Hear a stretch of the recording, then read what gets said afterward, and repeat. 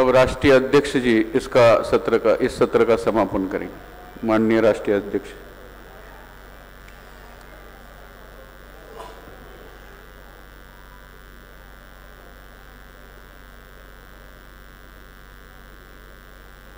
साथियों,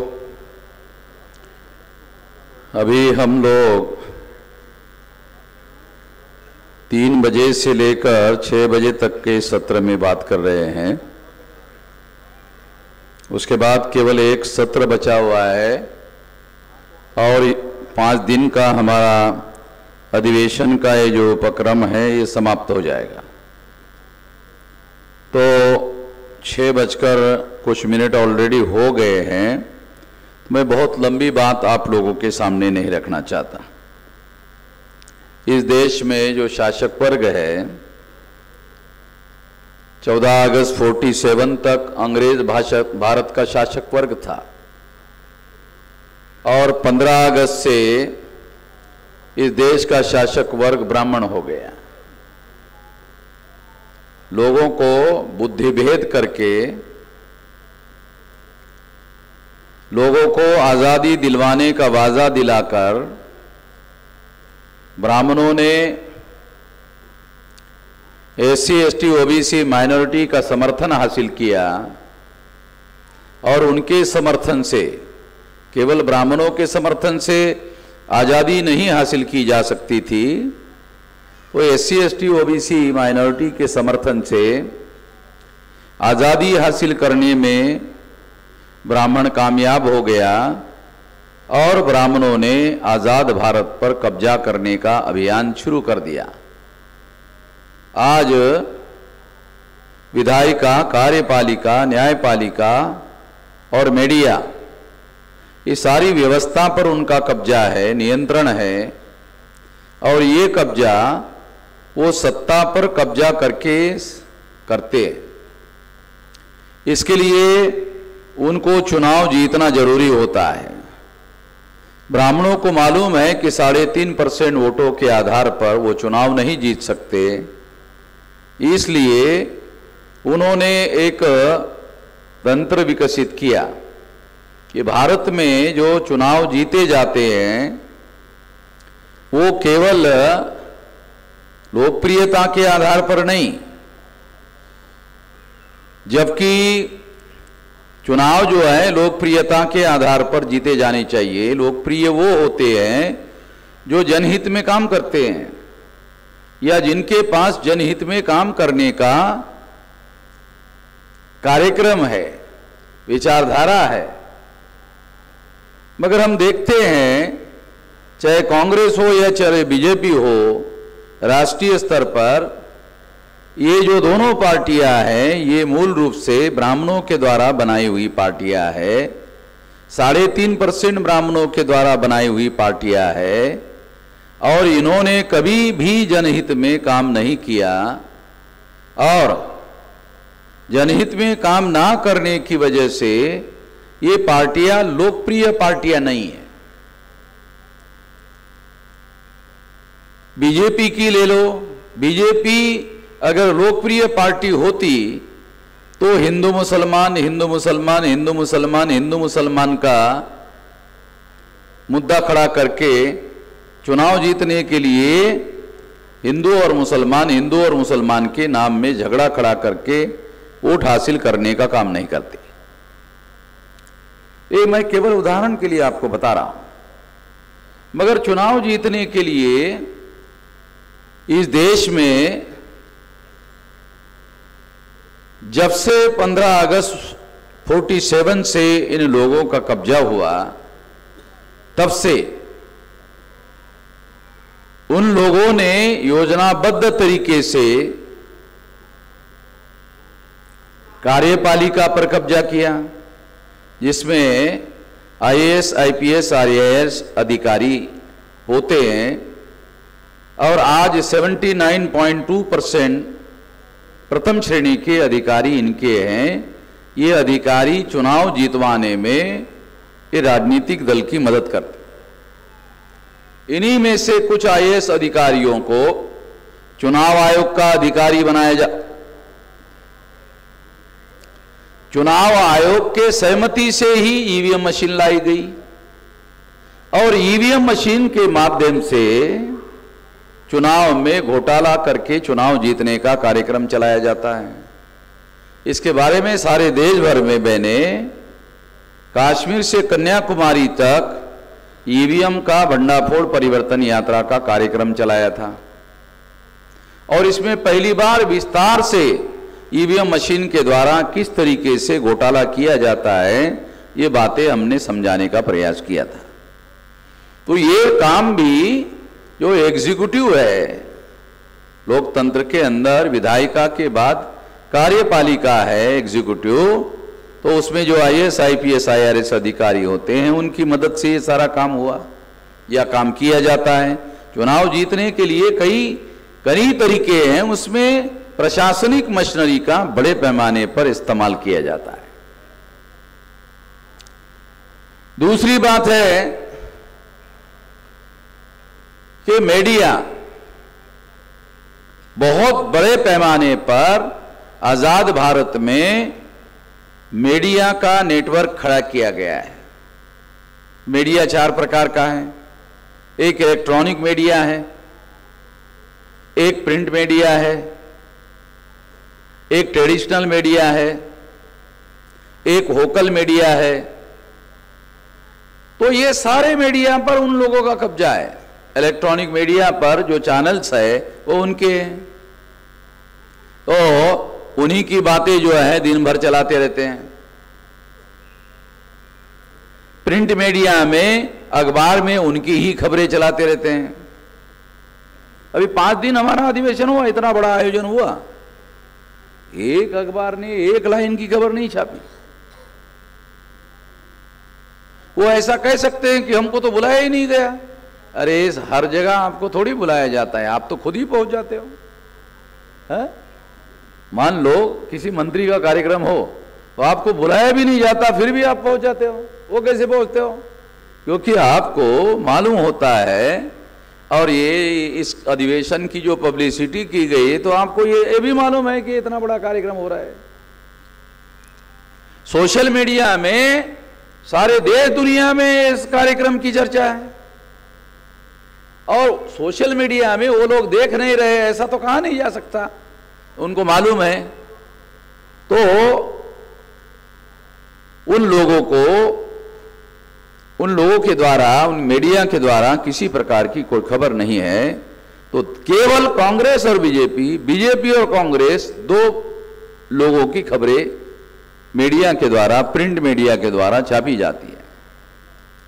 जो traditional media है, मोरारी बापू, आसाराम बापू, डोंगरे महाराज, ओझा महाराज, पाजा महाराज, राजा महाराज, एनीधर महाराज, बचा कुचा महाराज, तो ये लोग जो है डेली ब्राह्मणवाद का प्रचार करते रहते हैं। ये ब्राह्मणवाद के प्रचारक है।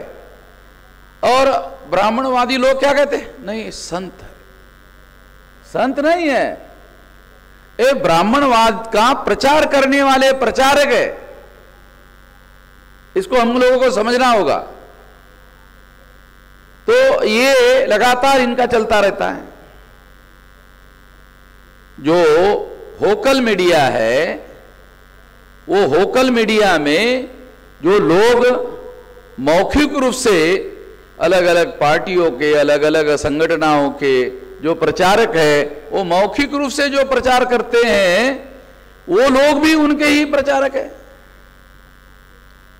तो सारा का सारा मीडिया जो है वो उनके कब्जे में है, उनके नियंत्रण में है। और खास तौर पर इलेक्ट्रॉनिक मीडिया और प्रिंट मीडिया जो करोड़ों की संख्या में लोगों तक खबरें पहुंचाने का काम करती है, वो उनके नियंत्रण में है। ये उन्होंने आज आजाद भारत से अब तक लगभग 75 साल हो गए, उन्होंने इस सत्ता का उपयोग संस्थाओं पर कब्जा करने के लिए, लोकतांत्रिक संस्थाओं पर कब्जा करने के लिए किया, और वो संस्थाएं आज उनके समर्थन में काम कर रही है।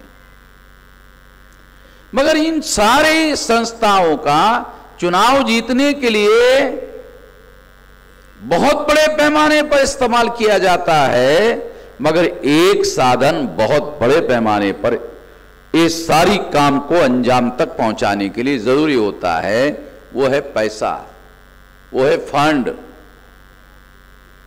आप सुनकर हैरान हो जाओगे, एडिया ने, association for democratic reform, Hyderabad की संस्था है जो ये सारी चीजों पर वॉच करती है और डाटा कलेक्ट करती है, 2019 के चुनाव में 60,000 करोड़ रुपया खर्चा हुआ। कहां से आया? क्या नरेंद्र मोदी के पास नोट छापने का कारखाना है? ये 60,000 करोड़ में बीजेपी ने 30,000 करोड़ खर्चा किया। कहां से आया? 17,000 करोड़ कांग्रेस ने खर्चा किया। बहुत सारे लोग बोलते कि भाई कांग्रेस के पास तो कोई सरकार नहीं है, फिर कहां से आए इतना पैसा? और 13,000 करोड़ दूसरी रीजनल पार्टियां जो है इन्हीं लोगों की, उन लोगों ने खर्चा किया। इसका मतलब यह है कि ये जो इतना बड़े पैमाने पर पैसा चुनाव में किया जाता है खर्चा, ये गरीबों के वोटों को खरीदने के लिए एक काले धन का बहुत बड़े पैमाने पर इस्तेमाल किया जाता है और उसके बाद चुनाव जीता जाता है और चुनाव जीतने के बाद वो सत्ता पर कब्जा किया जाता है और फिर जिन लोगों ने ये पैसा, काला धन उनको चुनाव जीतने के लिए दिया, भ्रष्टाचार से पार्टियों ने कमाया, वो सारा का सारा पैसा जो है वो जिन लोगों ने उनको दिया 5 साल तक उनकी सेवा करते रहते हैं, उनका काम करते रहते हैं, उनका काम करवाते रहते हैं, फिर 5 साल तक 2 नंबर का धंधा करवाते रहते हैं, फिर अगले 5 साल में उनसे पैसा लेते हैं। तो काला धन ये जो सब्जेक्ट है ना, शासक जातियों के द्वारा पूंजीपतियों के माध्यम से हजारों करोड़ रुपए का चुनाव निधि लेकर अल्पसंख्यक ब्राह्मणों का वर्चस्व प्रस्थापित किया जा रहा है। तो आज ये जो काला धन है, ये जो बहुत बड़े पैमाने पर पैसा खर्चा किया जा रहा है, कानून बनाया गया है कि ज्यादा पैसा खर्चा नहीं कर सकते, ज्यादा पैसा खर्चा नहीं कर सकते, तो कम से कम 25-50 करोड़ रुपया एक लोकसभा के चुनाव के लिए खर्चा किया जाता है। इतना, कई लोग तो 100 करोड़ से भी ज्यादा करते हैं। इसका ये मतलब है कि चुनाव को इतना ज्यादा महंगा कर दिया है, इतना ज्यादा महंगा कर दिया है, इतना ज्यादा महंगा कर दिया है कि इस देश का SC, ST, OBC माइनॉरिटी जो है चुनाव लड़ने के बारे में सोच ही नहीं सकता। संविधान ने आपको वोट का अधिकार दिया, वोट का अधिकार होने की वजह से आप चुनाव लड़ सकते हैं। जिसको वोट का अधिकार नहीं है वो चुनाव लड़ नहीं सकता। इसका मतलब चुनाव लड़ने के लिए वोट का अधिकार होना जरूरी है। तो आपको वोट का तो अधिकार संविधान ने दिया, इसका मतलब आप चुनाव लड़ भी सकते हैं, आप चुनाव लड़ भी सकते हैं, लड़ते नहीं है। लड़ सकते हैं मगर आप ये हालात देखकर हमारे लोग जो है चुनाव लड़ नहीं सकते। चुनाव लड़ने की स्थिति हमारे लोगों के पास नहीं है। बहुत सारे लोगों के आज भी अभी ऐसे बहुत सारे लोग हैं SC, ST, OBC माइनॉरिटी के जो भूखमरी के कगार पर है।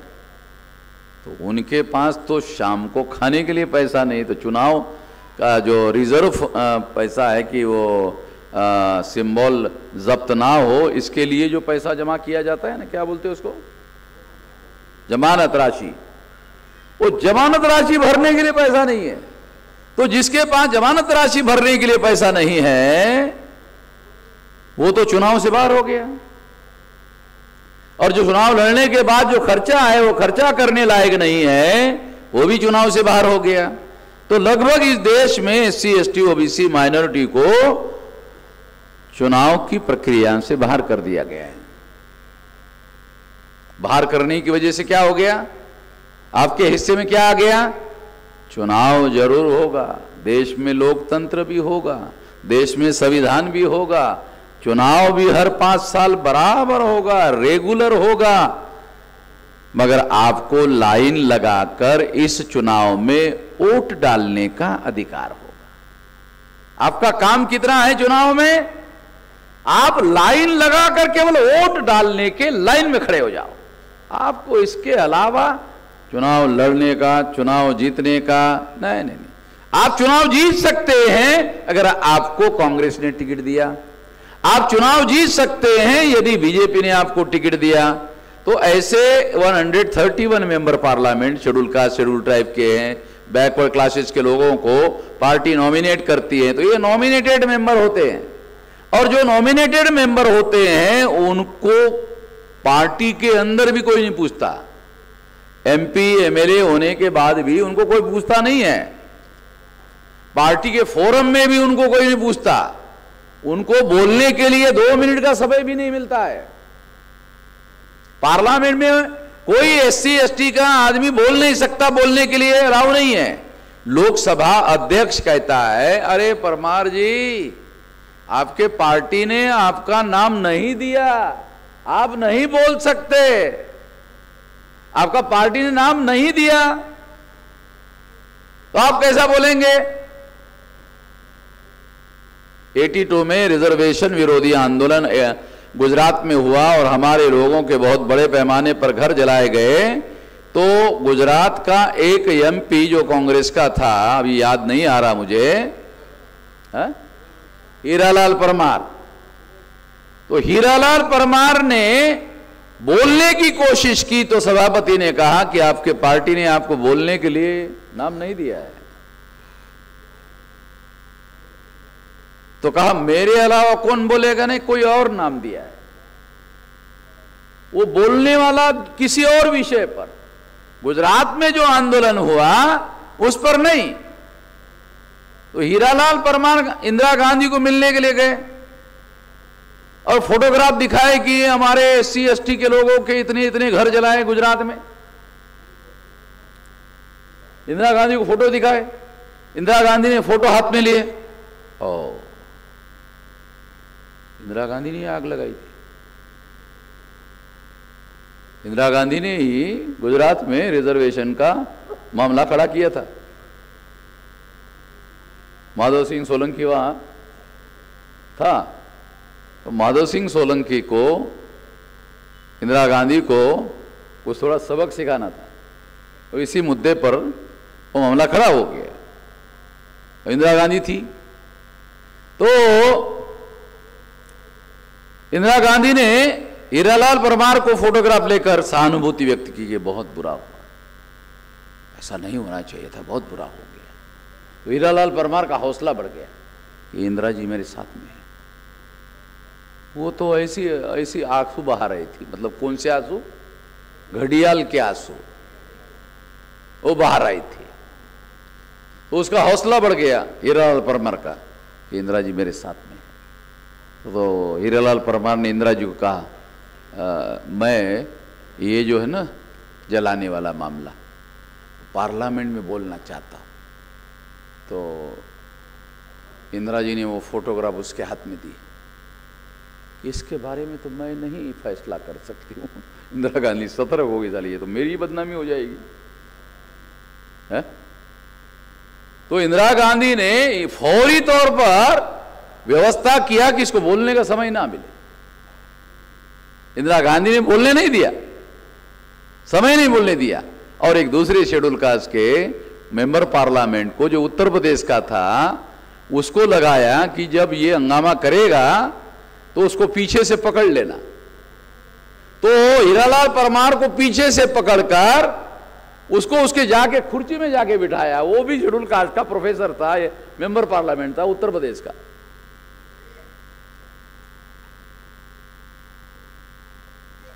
तो हमारे जो लोग हैं उन लोगों को नॉमिनेट किया जाता है बीजेपी या कांग्रेस के तरफ से, वो केवल चुन के आ सकता है। तो आपका कभी कोई इंडिपेंडेंट आदमी चुनकर नहीं आ सकता। अभी मायावती के 10 लोग आए हैं चुनकर पिछले लोकसभा में, एक भी आदमी बोलने के लिए चिट्ठी नहीं देता है। उनको पूछो क्यों? नहीं, मायावती ही मना करती। लोकसभा अध्यक्ष नहीं, लोकसभा अध्यक्ष नहीं, मायावती मना करती। बोलोगे तो फिर पंडित जी के विरोध में बोलोगे, तो पंडित जी के विरोध में बोलने के लिए मायावती अपने लोगों को पाबंदी लगा देती है। अब तो उसके विधानसभा के चुनाव में केवल एक आदमी मायावती का चुनकर आया, एक आदमी, वो भी चला गया। अब एक भी नहीं है। और 29.6% वोट था मायावती के पास, अभी 12% है। तो 12% से तो एक भी एमएलए नहीं चुनाव जीत सकता। तो 2024 के चुनाव में मायावती चुनाव में एक भी आदमी जीत लेगी, इसकी दूर दूर तक कोई संभावना नहीं है। क्योंकि अगर आपके पास 10 मेंबर पार्लियामेंट है तो पार्लियामेंट में हंगामा खड़ा करो भाई। एससी एसटी के लोगों के विरोध में अत्याचार हो रहा है, हंगामा खड़ा करो। ओबीसी की जाति आधारित गिनती के लिए पार्लियामेंट बंद करो, ऐसा करो। अरे 6 मेंबर पार्लियामेंट थे केसी राव के, ये तेलंगाना का जो चीफ मिनिस्टर है चंद्रशेखर राव के, वो 6 लोग ही पार्लियामेंट बंद करते थे। मायावती के पास 10 लोग हैं। बंद करने का सिंपल तरीका है, वो लोकसभा के सभापति के पास जाओ, हंगामा करो। लोकसभा का सभापति चलाता है हाउस, वो हाउस लोकसभा का सभापति चलाता है, उसके पास ही चले जाओ, हंगामा। वो चला ही नहीं पाता है, बंद हो जाता है। या अगर डिसिप्लिनरी कार्रवाई करे कि 10 लोगों को सत्र तक सजा के तौर पर इनको हाजिर रहने के लिए मना कर दिया जाता है, हीरो बन जाओगे भाई सारी जनता के। ये जनता की लड़ाई पार्लियामेंट में लड़ने के लिए हमको सस्पेंड किया गया, हीरो बनेंगे नहीं बनेंगे? मायावती ऐसा नहीं, एससी एसटी का मामला उठाएंगे तो ऊंचे जाति के लोग नाराज हो जाएंगे, इसलिए बोलना ही नहीं। अरे बोलने के लिए तो चुनाव लड़ने कर भेजा। तो इस तरह से साथियों ये परिस्थितियां है, इसको हमको थोड़ा ठीक से समझना होगा। मगर इन लोगों ने काले धन का सहारा लेकर देश पर कब्जा किया हुआ है, ये परिस्थिति है। जहां तक सोशल मीडिया की बात, जो मौर्य जी है उनको जिम्मेदारी दी गई सारे देश भर में सोशल मीडिया खड़ा करने की, और उन्होंने आपको सोशल मीडिया खड़ा करने के संबंध में निश्चित रूप से कुछ बताया होगा। में राष्ट्रीय स्तर का सोशल मीडिया खड़ा करना चाहते हैं तो राष्ट्रीय स्तर पर काम करने वाली हमारी टीम होगी, राज्य स्तर पर काम करने वाली टीम होगी, कमिश्नरी लेवल पर काम करने वाली टीम होगी, और डिस्ट्रिक्ट लेवल पर, तहसील लेवल पर, ब्लॉक लेवल पर, ग्राम पंचायत लेवल पर काम करने वाली हमारे पास सोशल मीडिया की टीम होंगी। तो सिंपल एक एक आदमी, एक जिसके पास मोबाइल है, स्मार्टफोन है, वो एक आदमी को ट्रेनिंग दे दो तो सारे देश भर में सोशल मीडिया, बहुत बड़ा सोशल मीडिया खड़ा हो सकता है। और आज सोशल मीडिया पहले नंबर का मीडिया है। अमेरिका के राष्ट्रपति चुनाव में सोशल मीडिया की वजह से कुछ चुनाव में राष्ट्रपति, वो जो बिल क्लिंटन की बीवी थे ना, वो हार गई। बिल क्लिंटन की जो बीवी है उसको पॉपुलर वोट ज्यादा है, मगर पॉपुलर वोट जीतने वाले राष्ट्रपति से उसको ज्यादा है, मगर वहां की चुनाव प्रणाली केवल ज्यादा वोट हासिल करने से चुनाव नहीं जीत सकती।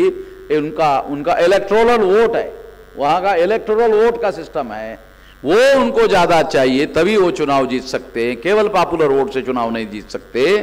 तो इस तरह से वो चुनाव हार गई, और ये कहा जाता है कि उसमें सोशल मीडिया का बहुत बड़ा रोल था चुनाव हरवाने के लिए। तो इसका मतलब है सोशल मीडिया बहुत शक्तिशाली हो गया है, बहुत ताकतवर हो गया है। अगर सोशल मीडिया बहुत ताकतवर हो गया है तो 2030 तक हम 6 लाख गांव का संगठन बनाएंगे और समांतर सोशल मीडिया बनाएंगे। जो हमारा कार्यकर्ता रहेगा वो कार्यकर्ता ही सोशल मीडिया का काम करेगा, कार्यकर्ता भी रहेगा सोशल मीडिया का भी काम करेगा, और इस तरह से विशाल सोशल मीडिया का हमारा नेटवर्क होगा।